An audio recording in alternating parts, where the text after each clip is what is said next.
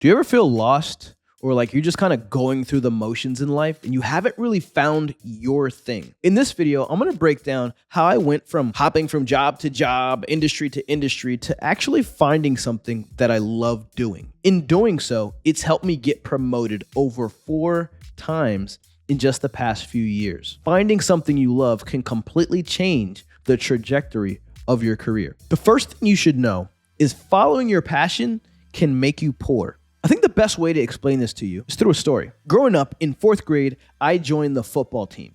I was the starting quarterback for our team. But before I was given the starting quarterback job, I had to take it from another kid, right? I remember like it was yesterday at practice, this kid was trying to do this drill and the coach was like, come on, do it again. And the kid couldn't get it right for the life of him until finally my dad had prepped me. He said, Dwayne, you're going to get your opportunity. When you get your opportunity, you need to speak up for yourself. So I did that. I remember I was wearing a huge helmet. This kid keeps messing up the drill. And I go up to my coach and I'm saying, Coach, I'm ready. I can do it. Put me in, coach. Let me try. And the coach goes, get in there, Golden. I get in there. That kid never saw the starting job ever again. It was now my job. My dad prepped me. I spoke up for myself. That team went on to go undefeated in my 4th grade year. I was a legend. After that year, you got to know, I was just so sure I was bound for the NFL. Not just bound for the NFL. I knew that I was going to be the starting quarterback for the Pittsburgh Steelers. Obviously, that didn't work out. I am about 5'8" and 145 pounds soaking wet. Just because I was passionate about being quarterback doesn't mean that I had the requirements or the skills necessary for that to be my full-time career. Some of us have been told a lie, which is follow your passion. That's how you're going to find a career that you love. Can you imagine if I'm 35, still practicing, still running laps and running miles, trying to make it into the NFL? Don't pursue your passion. Pursue something you're actually good at. Invest your 10,000 hours into something where you have natural talents, right? There are certain things, no matter who you are watching this video right now, certain things that come a little bit more natural to you than it does to others. For some people, it's just like in the way that you communicate. You're a talker, you're extroverted. For other people, it's your thinking. For other people, it's your writing. There are certain things that come a little bit more natural to you than they do most others. That's where you want to begin your search. You want to lean into your unfair advantage, whatever it may be. Lean into your unfair advantage. Maybe it's some sort of skill you have. Maybe you're really good at math. I don't know what it is, but lean into your unfair advantage and you're going to find out that your ROI is much greater. So the first part in finding a career you genuinely love is being successful, right? Sounds kind of crazy to say something like that, but you'll find if you're working in a field or in a job where you're allowed to use or you're able to use the skills that come naturally to you, you're going to find yourself growing and moving up in that company and finding success. And what's interesting about success is when you find success, very quickly thereafter comes passion. Then you become passionate about this thing that you're doing.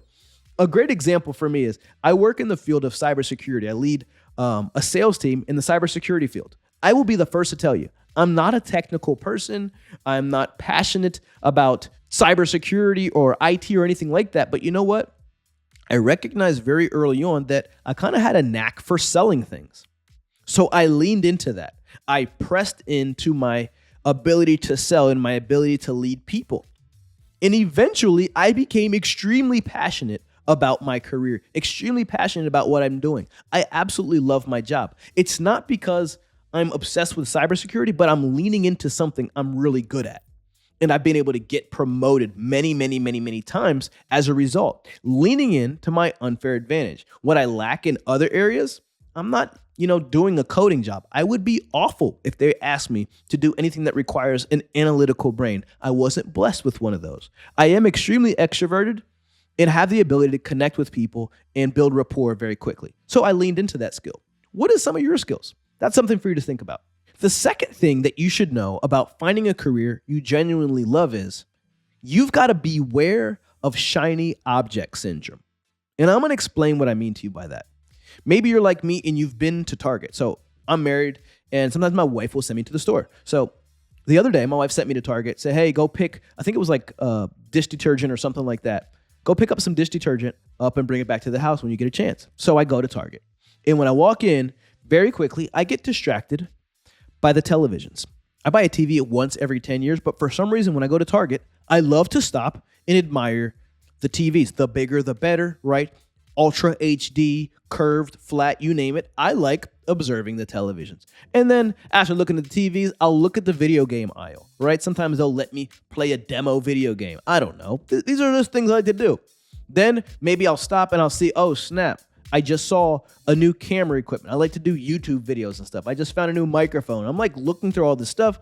Next thing you know, I buy a couple things and I head back home. And when I get back in the door, my wife's like, yo, dude, what took you so long? I just sent you to get the dish detergent. And then I quickly have to beg for 1,000 years forgiveness because I completely forgot that I initially went in there for dish detergent and have to leave and start all over again. This is a picture of what's happening to so many people. Millennials, Gen Z, we're getting distracted by shiny object syndrome. And every time we do that, we have to start all over again. Just when you start learning a little bit about the industry that you're in, you say, oh, but I'm also good at this. Let me go try this. Oh, that looks interesting. Somebody's making a lot of money over there. Let me go try that. Understand that every time you start over again, it takes much longer to reach your destination. How can you ever find a career you genuinely love if you never stay in it long enough to become great and reach real success? You want to be aware of shiny object syndrome.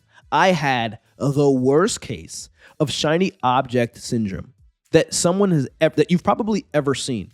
And I suffered through it throughout my entire 20s practically.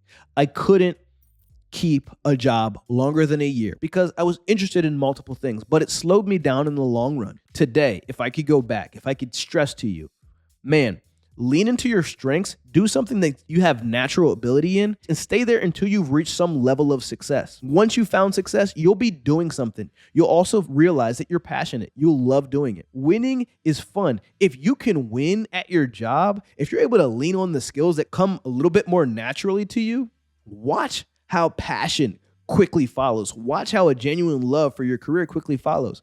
It's fun winning, man. So the first thing you want to do to help you win, don't start from scratch. Malcolm Gladwell wrote a book called Outliers. And the whole concept is it takes 10,000 hours to be world-class expert at anything.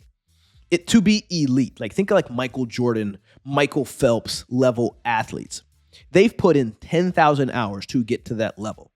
So his theory is if you want to be great at anything, you've got to put in 10,000 hours in that particular field. Understand that every time we switch, right? And I know how tempting it is, right? The shiny object syndrome. I'm probably the worst at this. Every time we switch a field, every time we switch a job, a lot of times it's like starting over. You have to start those 10,000 hours from scratch. This is slowing you down to discovering a career that you actually love. Sometimes you haven't stayed at the thing long enough to actually fall in love with it. Sometimes what you realize is most people aren't willing to suck at anything long enough to become good at anything. So beware. Avoid shiny object syndrome. Make a decision and let that be your choice and give yourself a target. Hey, come hell or high water, I'm going to give this thing everything I got for the next 2.5 years. And then I'll reevaluate. That would be my recommendation. Find a field where your strengths lie, pick it, make a decision, stick at it for 2.5 years at least. Third, never take advice from anyone you wouldn't trade places with. A lot of times what happens in life is we all have a cousin or a friend or an uncle who's got so much advice for us about what we should do with our lives. A good example of this is I had a friend, we were talking the other day, he was expressing to me some challenges he was having in his relationship, and I'm just listening, we're talking, and he's telling me some like really deep stuff, and out of nowhere comes another person, and she's like, well, you know what you really should do is this, in my experience, blah, blah, blah, like talking with a certain level of like authority and expertise. So I thought to myself, like, haven't you been divorced 2 times already? And I called the guy after. I'm like, this is probably not the person you want to take advice from.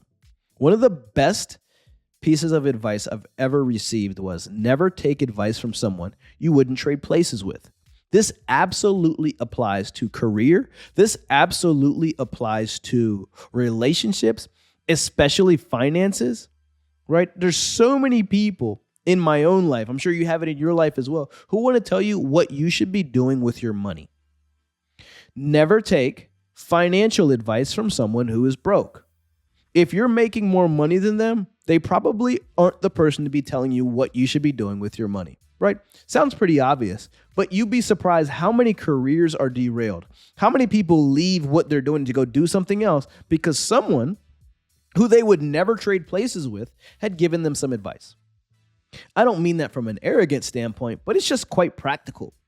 Don't slow yourself down. I believe mentorship is one of the single vehicles that can take you from where you are to where you want to go, but you do want to be very particular about who it is that you're choosing to be your mentor, who it is that you're choosing to take advice from. So, as you hear this today, looking at careers, looking at how to find something you absolutely love, it's not just look for something you're passionate about. Maybe you're passionate about basketball. Maybe you're passionate about acting. You got to think practically, though. Is that what actually is going to bring you joy? Because if you follow your passion for acting and it leaves you dead broke, you're going to be frustrated, angry, and depressed. I would argue that don't follow your passion, follow your talent. The key to finding a career you genuinely love is working within your strength zone, working within the area of your natural ability. But what do you do if you don't really know your strengths? In my next video, I'm going to be sharing on how to discover your strengths and then use them to absolutely dominate at your job, to absolutely dominate in your career. So if this video is helpful, go ahead and like it and subscribe to the channel. It helps a lot, and you'll also get updated when I release this next video. Thanks for watching. My name is Dwayne Golden. I'm out of here. See ya.